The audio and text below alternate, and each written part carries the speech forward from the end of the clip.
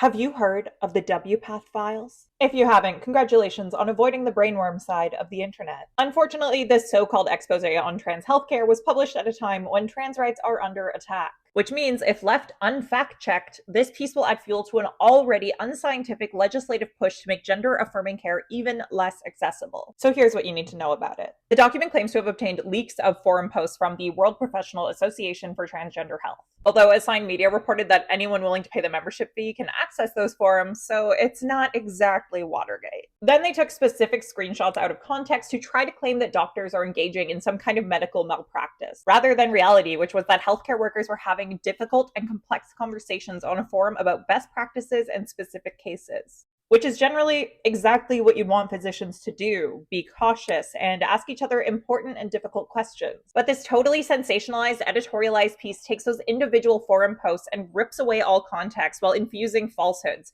so many that it's hard to keep up with them. Journalist Aaron Reed, who you should all subscribe to, fact-checked the document and found 216 instances of factual errors, which should be beyond embarrassing. Despite that, drumroll please, the National Post, Newsweek, and The Telegraph all wrote up the exposé, and two of them claimed there's a link between hormone therapy and cancer. But do you want to know what forum leak these definitive headlines are based on?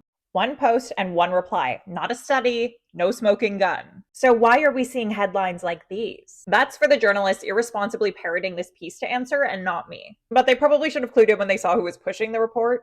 Michael Schellenberger. A man who somehow found the time to become an apparent expert on the harms of gender-affirming care after making a name for himself regularly downplaying the seriousness of climate change. Do you smell that? It smells like grifter. Oh, and the main author?